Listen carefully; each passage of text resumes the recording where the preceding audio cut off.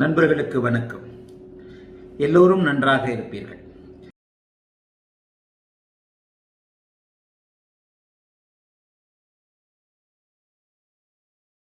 இதுவரைக்கும் சூரியன், சந்திரன், செவ்வாய், புதன் ஆகிய 4 கிரகங்களின் சுபத்துவம், பாபத்துவ படிநிலைமைகளை பார்த்துவிட்ட நிலையில இன்றைக்கு பிரீமியம் வீடியோ நேயர்களுக்காக குருவின் சுபத்துவம் அப்படிங்கிற ஒரு வீடியோவை இப்போ போடுறோம். சுபத்துவத்தின் மூல நாயகனே குருதான் அப்படிங்கிற போது குருவின் சுபத்துவம் என்பதும் ஒரு நிலையில் கிட்டத்தட்ட எதை வைத்து சொல்லப்படுவது அப்படிங்கிறத நான் அறிந்த சில நிலைகளில் சில விஷயங்களை உங்களுக்கு விளக்க வேண்டும் என்பதாக ஆகிறது. ஆகவே குருவின் சுபத்துவம் என்பது எத்தகைய நிலையில் இருக்கும்? சரி, குருவின் சுபத்துவம் என்பது என்ன? ஒளி அளவின் உச்சநிலை, சுப ஒளியின் உச்சநிலை அப்படிங்கிறத தான் நான் சுபத்துவம் அப்படிங்கிறத சொல்கிறேன். அப்போ குரு பகவான் எப்பொழுதெல்லாம் ஆட்சி உச்சம் என்கின்ற நிலையை அடைகிறாரோ அப்பொழுது அவர் பங்கமற்ற குருன்னு அடிக்கடி சொல்வேன். அதாவது குரு ராகுவோடோ இருள் கிரகங்களோடு சேர்ந்து இருக்கக்கூடாது. ராகுவோடோ சனியோடோ கேதுவோடு சேர்வது அவர் இந்த நிலைமை இல்லை, இருள் நிலைமை இல்லை. அதைத்தான் கேதுவோடு சேர்வதை கேள யோகம்னு சொல்லப்படுகிறது. நாம் பாவகிரகங்கள் கேதுவோடு சேர்வதை சூட்சுமவல் என்று சொல்லுகிறோம். நேர்நிலையிலேயே மூல நூல்கள் இங்கே கேதுவோடு குரு சேர்வது கேள யோகம் என்கின்ற ஒரு அமைப்பாக சொல்லிவிட்டது. ஆகவே கேதுவோடு ஒரு கிரகங்கள் சேர்வதை நான் நல்லதாக சொல்ல மாட்டேன். பாவ கிரகங்களுக்கு மத்தியில் கேதுவை சேர்க்கக்கூடாது அப்படிங்கிறது தான் நம்முடைய சுபத்துவ பாவத்துவ சூட்சுமவல் அமைப்பு. எந்த ஒரு நிலையிலும் கேது ராகு கொடுக்கின்ற தன்மையை நிச்சயமாக கேது கொடுக்க மாட்டார். அது ஏன் என்கின்ற ஒரு அமைப்பையும் நான் அடிக்கடி சொல்லியிருக்கிறேன். ஆகவே ஒரு ஆய்வுகளின் அடிப்படையில் கிட்டத்தட்ட வாழ்க்கையே ஜோதிடத்திற்காக செலவழித்தவன், அர்ப்பணித்தவன்றதெல்லாம் சும்மா, அது நம்மளை பற்றி பெருசாக நம்ம சொல்லிக்கிறது அப்படிலாம் கிடையாது. நமக்கு ஜோசியம் பிடிச்சிருக்கு, சின்ன வயசுலேருந்து ஜோசியத்தில் ஆர்வமாக இருக்கிறது. நேற்று ஒரு 2.5 மணி நேரம் கன்னி லக்னத்தை பற்றி இடைவிடாமல் லைவில் பேசியிருக்கிறேன்றது உங்கள் எல்லாருக்கும் தெரியும். கீழே பெருசாக கமெண்ட் கொடுக்குறீங்க. அதில் ஒரு கமெண்ட் கவனத்தை கவர்ந்தது. என்னன்னா, பிடிச்ச விஷயத்தை செய்கிறீங்க, அதனால் அதை பற்றி பேசிகிட்டு இருக்கீங்க. அதுதான் உண்மை. எனக்கு ஜோசியம் பிடிக்குது, உங்களுக்கு வேறு விதமான பிடிப்புகள். நான் ஜோதிடத்தை தீவிரமாக பிடிப்பாளனாக, தீவிர பற்றாளனாக இருக்கிறேன்.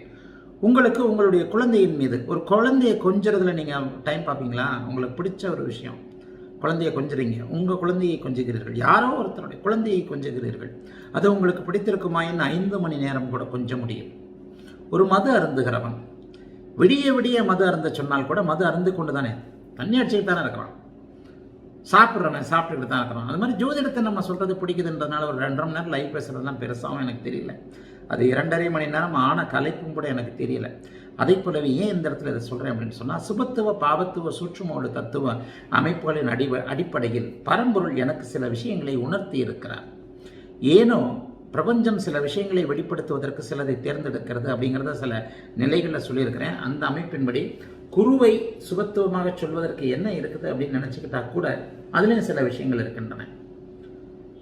சுபத்துவ தத்துவத்தின் மூல ஒளி நாயகன் தற்காலிகமாக சுவராகக்கூடிய சந்திரனாக இருந்தாலும் கூட, ஏன் நான் நம்முடைய சுபத்துவ பாவத்துவ கோட்பாட்டில் முதல் நிலை கிரகமாக, சுபத்துவத்தின் முதல் நிலை கிரகமாக பௌர்ணமி சந்திரனை கொண்டு வந்துடுறேன் அப்படின்னு சொன்னால், மாதம் 30 நாட்களுக்கு ஒரு முறை பௌர்ணமி சந்திரன் வருவார். ஆனால் 13 வருடங்களுக்கு ஒரு முறை மட்டும்தான் இவர் வர்றார். கடக குரு வருகிறார். கடக குருவின் நிலையை விட பௌர்ணமி சந்திரனுடைய பார்வை மிகப்பெரிய அமைப்பு. ஏன்னா பக்கத்திலேயே இருக்கிறார். அவரும் சூரிய ஒளியைத்தான் பிரதிபலிக்கிறார், இவரும் சூரிய ஒளியைத்தான் பிரதிபலிக்கிறார். மிக பிரம்மாண்டமாக வெகு தொலைவில் இருந்து குரு சூரிய ஒளியை நமக்கு பிரதிபலிக்கிறார். மிக அருகில் இருந்து சிறிய அளவில் உடனடியாக பௌர்ணமி சந்திரன் நமக்கு சுப ஒளியை பிரதிபலிக்கிறார். என்ன சூரிய ஒளியை வாங்கி பிரதிபலிக்கின்ற கண்ணாடிகளாகத்தான், சுபத்துவ கண்ணாடிகளாகத்தான் நம்முடைய குருவும் சந்திரனும் நம்முடைய ஜோதிட சாஸ்திரத்தில் இருக்கிறாங்க. சூரிய ஒளி நேருக்கு நேரம் நமக்கு தெரியக்கூடாது. அது இன்னொரு பொருளின் மீது பட்டு அதன் பிறகு தெரிகின்ற ஒளியால் கிடைக்கின்ற அமைப்பு சுப ஒளி என்று, சுபத்துவம் என்று சொல்லப்படுகிறது. 30 நாட்களுக்கு ஒரு முறை சுப ஒளியை அதிகமாக கொடுக்கக்கூடியவர் நம்முடைய சுபத்துவ தத்துவத்தின் நாயகன் பௌர்ணமி சந்திரன். 13-12 வருடங்களுக்கு ஒரு முறை அந்த ஒளி உச்ச நிலையை அடைகின்றவர் அங்கே குரு எனப்படுகின்ற ஒரு அமைப்பு. சரி, இப்போ இங்கே சுபத்துவத்தின் குருவின் சுபத்துவ நிலை அப்படின்னு சொல்லிட்டோம்னா முதல்ல இந்த கட்டம் வருகிறது. குருவின் சுபத்துவ நிலை முதல் நிலை கடகம், தனுசு, மீனத்தில் இருக்கக்கூடிய குரு. இவர் தனிப்பட்ட குரு. கடகம் எந்த நிலைமையில் இருந்தாலும், எத்தகைய தன்மையில் இருந்தாலும், குருவின் முதல் நிலை சுபத்துவம் கடக குரு. 12 ஆண்டுகளுக்கு ஒரு முறை கடகத்தில் குரு இருக்க பிறந்தவர்கள் அந்த குருவின் ஆதிபத்திய அமைப்பிற்கேற்ப கொடுத்து வைத்தவர்கள் அப்படின்றத நான் சொல்லிடுவேன். குருவின் சுபத்துவம் முதல் நிலை சுபத்துவம் கடகம், 2ஆம் நிலை சுபத்துவம் தனுசு, 3ஆம் நிலை சுபத்துவம் மீனம். ஏன்? ஸ்தான பலத்தோடு இங்கே குரு இருக்கிறார். ஸ்தான பலத்தோடு இருக்கின்ற நிலைமையில ஸ்தான பலத்தின் அதி உயர் நிலையான உச்சத்தை அடைந்திருக்கிறார். கடகத்தில் அவர் உச்ச நிலையை அடைந்திருக்கிறார். ஆக கடகத்தில் இங்கே உச்சநிலையை அடைந்திருக்கும் போது அவருக்கு கிடைக்கக்கூடிய ஒரு தன்மை, அவரால் மற்றவர்கள் சுபத்துவப்படுத்தக்கூடிய ஒரு தன்மை மிகப்பெரிய உயர்நிலையில் இருக்கும். ஆகவே கடகக்குரு முதன்மையானவர்களுடைய அமைப்புல கடகக்குரு அமைப்பு எங்கேயாவது ஒரு இடத்துல ஒளி உயர் நிலையில் அவர் இருப்பார். ஆகவே கடகக்குரு உச்சகுருவோடு தொடர்பு கொண்டவர்கள் அடிக்கடி சொல்லுவேன். சமீபத்தில் ஓஷோ ஜாதகத்தில் கூட அதை காட்டணும். சில நேரங்களில் உச்சகுருவாக இருந்து பிறக்கப்பட்டவர்கள் அனைவருக்குமே ஒரு நல்ல உயர்நிலை அமைப்புகள் இருக்கும். உச்சகுரு எந்த கிரகத்தோடு தொடர்பு கொள்கிறாரோ அந்த கிரகத்தினுடைய காரகத்துவங்கள் அபரிமிதமாக அந்த ஜாதகருக்கு இருக்கும். அதைத்தானே சுபத்துவம்னு சொல்கிறேன். இந்த ஜாதகத்திலே ஒன்று சொல்லிடுறேன். ஒரு மிக மிக முக்கியமான ஒரு கேள்வி இருக்குது. அதுக்கு எப்படி தனிப்பட்ட வரையில் வீடியோ போடுறதுன்னு தெரியல. பொது வீடியோவாகவும் போட வேண்டும். குருவை வைத்து சுபத்துவம் சொல்கிறீங்க. அப்போ குருவின் தொழில்கள் எத்தகைய நிலையில் இருக்குன்றதுக்கு இதுக்கு பதில் கொடுத்துருவோம். குருவின் தொழில்கள் எப்போது, அதுதான் அடிக்கடி சொன்னேன்.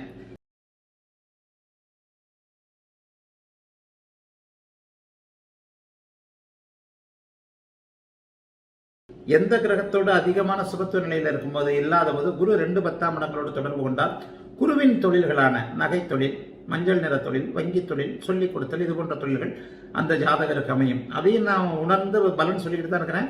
உங்களுக்கு சொல்லிக் கொடுக்கறதுல சில விஷயங்கள்ல கொஞ்சம் தயக்கங்கள் இருக்கு எனக்கு. ஏன்னா நான் உண்மையை சொன்னா எல்லா விஷயத்தையும் என்னை போலவே நீங்கள் புரிந்து கொள்வீர்களா அப்படின்னு சொல்ல முடியாது. சமீபத்தில் 2 கமெண்ட்டுகள் படித்தேன். ஒரு பிள்ளை அப்படின்னு சொல்லிட்டு ஆங்கிலத்தில் கமெண்ட் போடுவார். அதாவது சொன்ன விஷயங்களையே திரும்ப திரும்ப எல்லோருக்கும் ஏற்கனவே சொல்லிக் கொடுத்த விஷயங்களை தான் சொல்கிறீங்க. இல்லை, இதுக்கு அடுத்த செக்ஷனுக்கு நான் என்னால் போக முடியும். பட் நீங்கள் தடுமாறுவீங்க. கொஞ்சம் கர்வமாக கூட சொல்லலாம், நீங்கள் தடுமாறுவீங்க. அதுலேயும் சில பேர் இதாக சொல்கிறீங்க. அதெல்லாம் கிடையாதுங்க, நீங்கள் சொல்கிறதுனா எனக்கு புரியும், காலம் பதில் சொல்லும். நானும் இப்படி நினைத்தவன் தான்.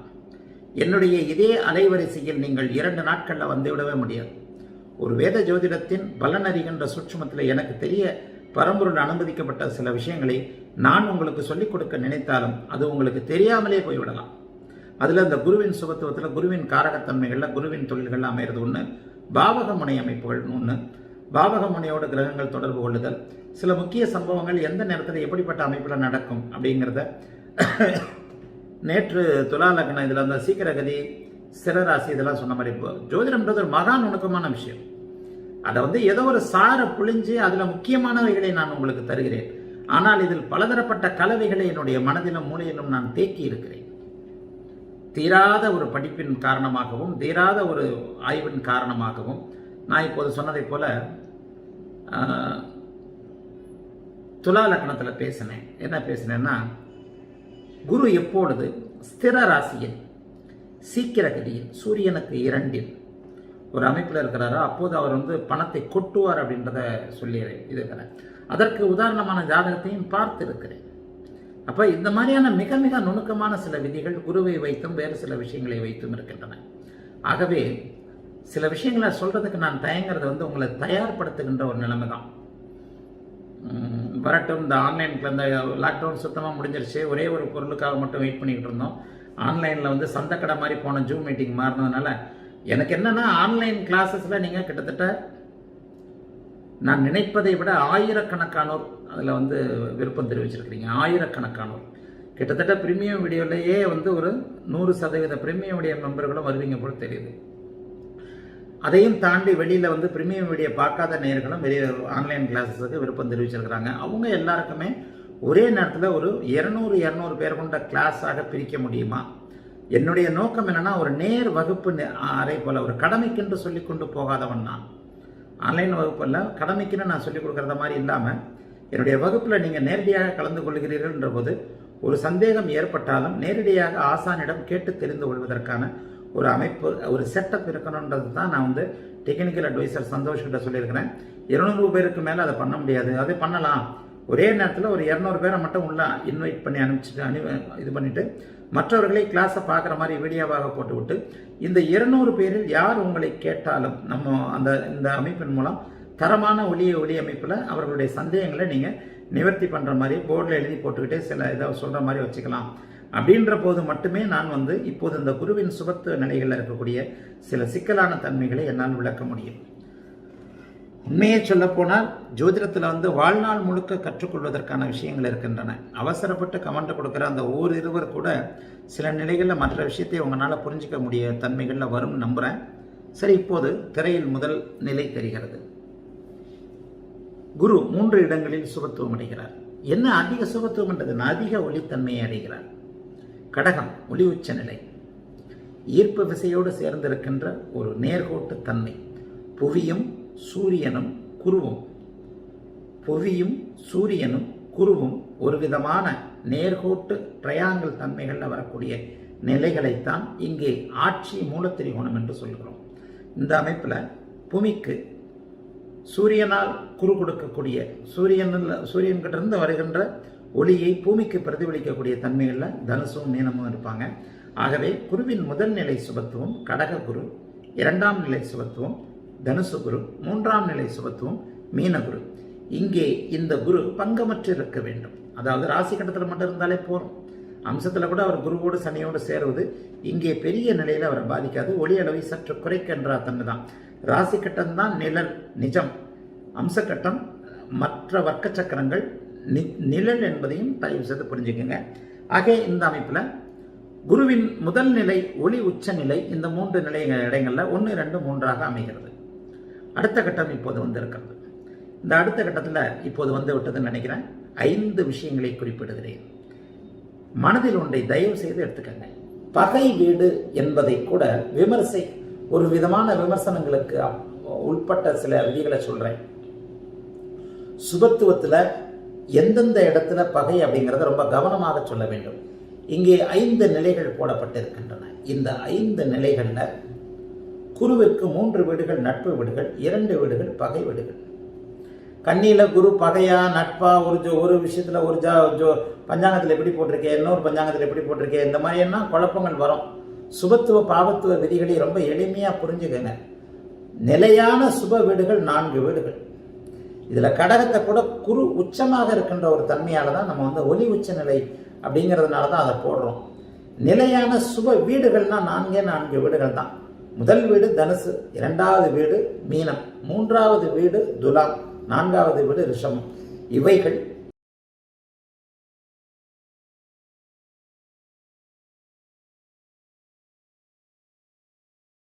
அந்த குரு சுக்கரனுடைய ஆட்சி மூலத்திரிகோண வீடுகளாக அமைகின்றன.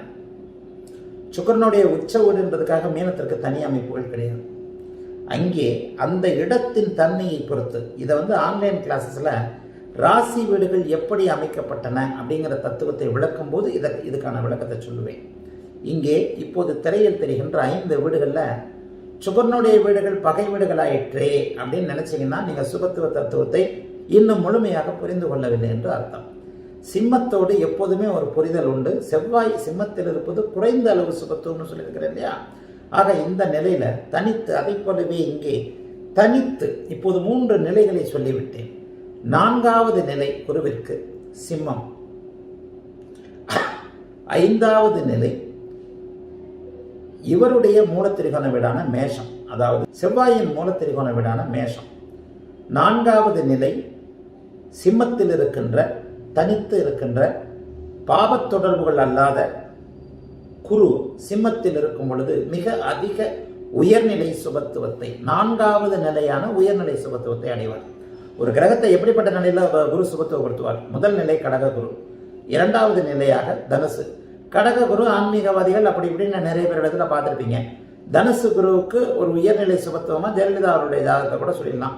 லக்னமுனையோடு பொருந்து வருகின்ற அந்த குரு வந்து மிகப்பெரிய அமைப்போடு 7ஆம் பாவத்திலிருந்து அங்கே லக்னத்தை தொடர்பு கொண்டதால் ஒரு தேஜஸாக ஒளி பொருந்திய தலைவியாக ஒரு ஆண்களும் அடிபணிந்து வணங்கக்கூடிய, தன்னை மறந்து அவருக்கு மரியாதை கொடுக்கக்கூடிய ஒரு தன்மையில் அந்த குரு அவருடைய லக்னத்தை அவரை உயர்வாக்கியது.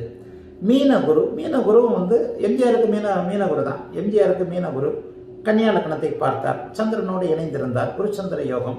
ஜெயலலிதாவுக்கு தனுசு குரு என்பதைப் போலவே லக்னத்திற்கு 7ஆம் இடத்தில் எம்ஜிஆருக்கு மீனகுரு இருந்தது.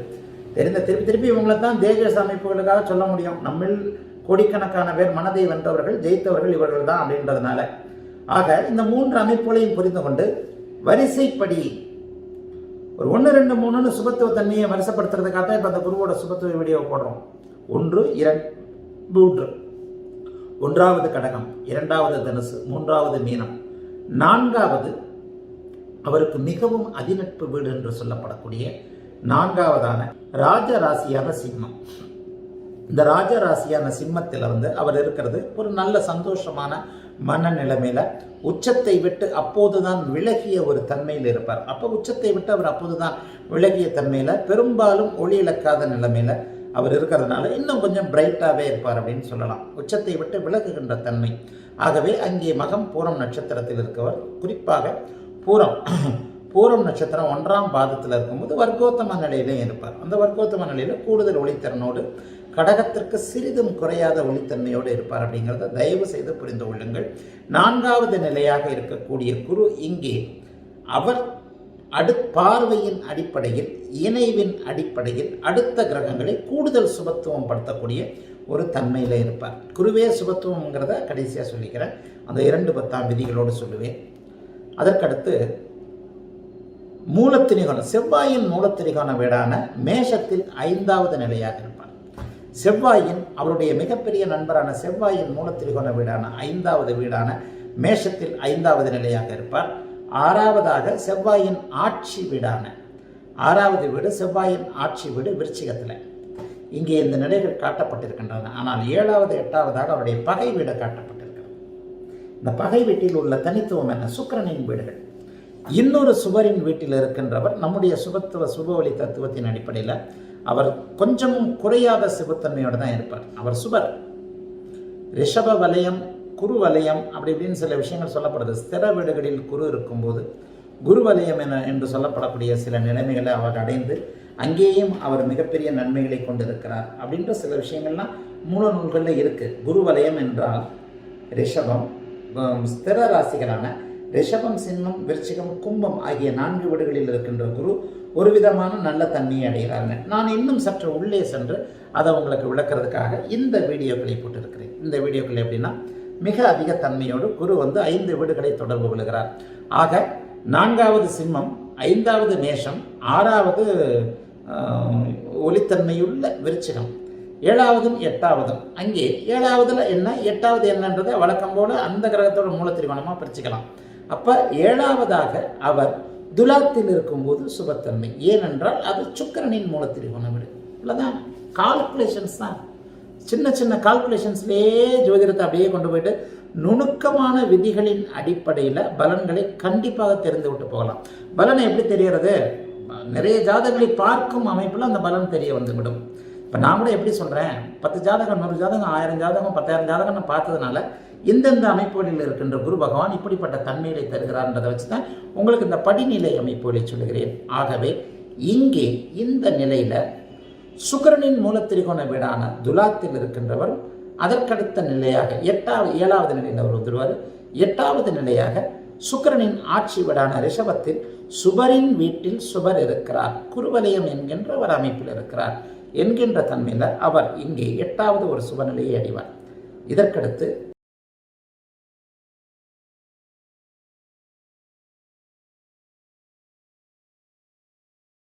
குருவின் சுபத்துவத்தன்மை 3வது நிலை சந்திரனோடு தொடர்பு கொண்டது. இதுக்கு அடுத்த அமைப்புகளில் பார்த்தோம். இப்போ இதுக்கு அடுத்த அமைப்பில் அடுத்த கட்டங்கள் வந்து விட்டது. திரும்ப 3 நிலைக்கு வந்து விடுகிறோம். அதாவது இத்தனை அமைப்பு இதை வந்து மாடலாக தான் காட்டியிருக்கிறேன். இதை வந்து இப்போதைக்கு மாடலாக காட்டியிருக்கிறேன். இதில் வந்து என்ன ஒன்று அப்படின்னு சொன்னால், இங்கே மறுபடியும் 3 நிலைகள் காட்டப்பட்டிருக்கின்றன. குருவின் சுபத்துவம் 3ஆம் நிலை, தனுசு மீனம் இதில் இருக்கிறார். தனுசு மீனம் கடகத்தில் இருக்கிறார். இவர்களை சந்திரன் பார்க்கிறார். சந்திரனுக்கும் குருவிற்கும் நல்ல விதமான புரிதல் உண்டு. ஆந்திர ஜோதிடத்தில் பார்த்தீங்கன்னா குருவும் சந்திரனும் எதிரி. ஜோதிடம் எப்படி அங்கங்கே அந்தந்த இடத்திற்கு ஏற்ற போல வளைத்து கொள்ளப்படுகிறது. அதற்கு அவங்க என்ன சொல்லுவாங்கன்னா, அதுக்கு ஒரு சூஸ்திரம் இருக்குது. தனுசு லக்னத்துக்கு 8ஆம் வீடு தானே சந்திரன்வாங்க. ஆமாம், ஆந்திராவுடைய ஜோதிடர்கள் ஆந்திர ஜோதிடத்தில் சொல்லிக் கொடுக்கப்படக்கூடிய தன்மை குருவும் சுக்கிரனும் எதிரிகள். சுத்தமாக ஒத்து வராது. துல்லியமான அமைப்புகள் தமிழகத்தில் சில விஷயங்கள்ல இருக்கின்றது உண்மைதான். அவர்கள் அதுக்கு சொல்லக்கூடிய காரணம், 8வது வீடு எப்பவுமே பகைவருடைய வீடாகத்தானே வரும். தனுசுவிற்கு 8ஆம் வீடு சந்திரன் தானே. அதனுடைய உண்மையான ஆழத்தை கூட அவர்கள் புரிந்து கொள்வதில்லை. சரி, இங்கே அது வந்து விடுகிறது. இந்த அமைப்பில் நான் சில நிலையில் இதில் ஏற்ற இறக்கங்கள் வரும். எப்போவுமே படித்துவ நிலைகள் ஒரு தோராயமாக தான் உங்களுக்கு நான் சொல்லித்தரேன். இப்போ இந்த 3வது கட்டமாக இப்போது திரையில் தெரிகின்ற கட்டத்தை காட்டியிருக்கிறேன். இந்த திரையில் தெரிகின்ற கட்டத்தில் குரு ஆட்சி உச்சமாக இருக்கிறார். மூலத்திரிகோணம் ஆட்சி உச்சம் என்று சொல்லப்படக்கூடிய தனுசு மீனம் குருவின் கடக வீட்டில் இருக்கிறார். இவர்களுக்கு மூவரையும் இந்த 3 நிலைகளையும் சந்திரன் பார்க்கிறார். இந்த 3 நிலைகளையும் சந்திரன் பார்க்கும்போது சந்திரன் பௌர்ணமிக்கு பக்கத்தில் இருக்கக்கூடிய சந்திரனாக இருந்தால் மிகப்பெரிய தன்மை. இதில் 2வதா 3வதா 2வதாக காட்டப்பட்ட கட்டம் ஸ்தான பலத்தின் அடிப்படையில் காட்டப்பட்டது. இப்போது காட்டியிருக்கின்ற கட்டம் ஒளி அமைப்பின் அடிப்படையில் காட்டப்பட்டிருக்கிறது. இது ஒரு கன்ஃபியூஸ் தான். ஸ்தான பலம் என்பது ஈர்ப்பு விசை அமைப்புகளின் அடிப்படையில் உண்டானது. உச்சம் போன்றவைகள் நீச்சம் போன்றவைகள் ஒளி அமைப்பின் அடிப்படையில் சுபத்துவமாக காட்டப்படுகிறது. அப்போ இதில் சிற்சில நிலைகளில் இப்போது நான் காட்டியிருக்கின்ற சந்திரனால் சுபத்துவப்படுத்தப்படும் கூடுதல் சுபத்துவப்படுத்தப்படும் குரு கடக குருவை விட சில நேரங்களில் மேற்கொண்ட அமைப்பில் வருவார். ஜெயலலிதாவின் ஜாதகம் ஒரு உதாரணம். பௌர்ணமி சந்திரன் மூலத்திரிகோண குருவால் பார்க்கப்படுவார். கூடுதல் ஒளியை அடைவார். பௌர்ணமி சந்திரனே கூடுதல் ஒளியை கொண்டவர். அவர் இன்னும் கூடுதல் நிலைவாக ஒரு குருவின் ஒளியை அடையும் போது லக்னாதிபதியை மிகப்பெரிய பலன்ட்டு லக்னத்தையும் லக்னாதிபதியும் சுபத்துவப்படுத்துகிறார். ஜெயலலிதாவுடைய ஜாதகத்தையும் ஒரு நாள் போட்டு இதற்கான சுபத்துவ தத்துவ விதிகளை காட்ட வேண்டும். சரி, அப்போ இங்கே இந்த அமைப்பில் நன்றாக புரிந்து கொள்ளுங்கள். இப்போது 3வது நிலையாக சில நிலைகளை காட்டியிருக்கிறேன். குருவோடு எப்போது சுபச்சந்திரன், இங்கே சூரியனை காட்டல, சூரியனை காட்டினா நீங்கள் குழம்பு போடுவீங்கன்றதுனால 3 குருவின் ஆட்சி உச்ச நிலைகளை காட்டி குரு சந்திரனோடு எப்போது தொடர்பு கொள்கிறாரோ, ஒளி மிகுந்த சந்திரனோடு பார்க்கிறாரோ, இதை விட விரிவாக காட்ட மாட்டேன். இதில் பகை நீச்ச நிலையை கூட கொண்டு வந்துடுவேன். அதாவது பாபத்துவ அமைப்பில் அதை சொல்லுவோம். அதாவது இந்த அமைப்பில் சந்திரனோடு ஒளி பொருந்திய சந்திரனோடு எப்போது பார்க்கப்படுகிறாரோ, இணையப்படுகிறது குருச்சந்திர யோகம். இணையிறது அளவுக்கு மீறினால் அமிர்தமும் நஞ்சு என்கின்ற அமைப்பில் குருச்சந்திர யோகம் என்று குருவும் சந்திரனும் இணைவது இணைகின்ற பாவகத்தை கெடுக்கும் அப்படிங்கிறது நிரூபிக்கப்பட்டிருக்கு. இதுவும் சுபத்துவத்தில் ஒரு பகுதி தான். குருவும் சந்திரனும் ஒருத்தர் பார்த்து கொள்ளலாம். இணைந்து கொண்டிருக்கின்ற குருச்சந்திர பாவகம் வேறு விதமான பங்கங்கள் இல்லாத நிலைமையில குருவும் சந்திரனும் இணைந்திருக்கின்ற அமைப்பை கெடுப்பார்கள். 7ல் இணைந்திருந்தால் திருமணத்தை கெடுப்பார்கள். 5ல் இணைந்திருந்தால் குழந்தைகளை கெடுப்பார்கள். 3ல் இணைந்திருந்தால் இளைய சகோதரம் தைரியத்தை கெடுப்பார்கள். லக்னத்தில் இணைந்திருந்தால் லக்னாதிபதி லக்னத்தையே எண்ணங்கள் இதனைகள் போன்றவைகளை கெடுப்பார்கள். அப்படிங்கிறது ஒரு விதி. அந்த விதி உண்மையான விதி தான், சரியான ஒரு அமைப்பு தான். அளவுக்கு மீறினால் அமிர்தமும் நஞ்சுன்ற அமைப்பில் இப்போது நான் காட்டியிருக்கின்ற இந்த 3ஆம் நிலை அமைப்பு சில நிலைகளில் சென்ற 2வது கட்டத்தை காட்டினேன் இல்லையா, ஆட்சி அதிநட்பு வீடுகள் நட்பு வீடுகளில் இருந்த குருவை விட இவருக்கு சில நிலைகளில் ஒளியின் அமைப்பில் கூடுதலாக வரும். சுபத்துவத்தன்மையில் நீங்கள் டிகிரி வயசில் தான் எடுக்கணுமே தவிர இந்த மாதிரி அமைப்போட நீங்கள் மனதில் தேக்கிக்கிறதுக்காக தான் சில விஷயங்களை சொல்கிறேன். அதாவது குரு ஏற்கனவே ஆட்சி உச்ச அமைப்பில் இருக்கிறார். கூடுதலாக பௌர்ணமிக்கு நிகரான பௌர்ணமி பக்கத்தில் இருக்கின்ற ஒளி பொருந்திய வளர்பிறை சந்திரனுடைய பார்வை ஏற்படும்போது இன்னும் கூடுதல் தன்மைகளை அடைவார், இன்னும் கூடுதல் சுபத்துவத்தை அடைவார். ஆனால் இவர்கள் இருவரும் இணையக்கூடாது. அதே அளவுக்கு மீறினால் அமிர்தம் நஞ்சு என்ற அமைப்பில் இந்த குருச்சந்திர யோகம் இருக்கும் பாவகத்தை கெடுக்கும் அப்படிங்கிறது ஒரு விதி. அதை நான் நிறைய இடங்களில் உறுதிப்படுத்தியிருக்கிறேன். ஆகவே இந்த அமைப்பின்படி, ஏன்னா 4ஆம் இடத்துல போய் குருவும் சந்திரனும் இணைஞ்சிருச்சுன்னு வைங்க, 4ஆம் இடத்துல சந்திரன் ஒளித்தன்மையோடு இருந்தாலே 4ஆம் அதிபதி இருந்தாலே நல்ல அம்மான்றுவேன். இங்கே குருச்சந்திரன் இணைஞ்சிருந்தா அம்மாவே இல்லாத நிலைமை ஜாதகம்லாம் நிறைய பார்த்துருக்கிறேன். இருந்த அம்மாவும் நல்ல அம்மாவாக இல்லை, பிறப்பிலேயே அம்மா இல்லை. இது போன்ற நிலைமையில 4ஆம் இடத்தில் குருச்சந்திரன் இணையும் போது தருகிறார். அந்த உயிர் காரகத்துவத்தை கெடுக்கக்கூடிய ஒரு தன்மையை தருகிறார். ஆகவே இங்கே இப்போது நான் கட்டியிருக்கின்ற குருவை சந்திரன் பார்த்தல், ஒளியோடு பார்த்தல், இதை 3ஆம் நிலை சுபத்துவமாக புரிஞ்சுக்கங்க. அந்த இடத்துல குரு வீக்கா இருந்தாலும் சந்திரனுடைய சுபத்துவத்தினால் சந்திரனுடைய ஒளித்தன்மையினால் தான் இழந்த ஒளியை, இங்கே தான் மிக மிக முக்கியம், குரு சனியோடு சேர்ந்திருந்தாலும் ராகுவோடு இணைந்திருந்தாலும் தன்னுடைய ஒளியை இழந்திருந்தாலும் இப்போது திரையில் காட்டப்பட்டு கொண்டிருக்கின்ற சந்திரனுடைய பார்வையை குரு பெறும் பொழுது அவர் இழந்த சுபத்துவத்தை அடைகிறார் அப்படிங்கிறது மனசுல நீங்க இருத்தி கொள்ளக்கூடிய ஒன்று.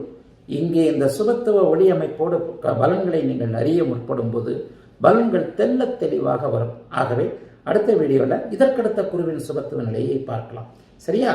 இப்போ இதை நான் விளக்கினதே ஓரளவுக்கு உங்களுக்கு புரிஞ்சிருக்கும்னு நினைக்கிறேன். வாழ்த்துக்கள். அடுத்த வீடியோவில் பார்க்கலாம். எல்லோரும் நன்றாக இருப்பீர்கள்.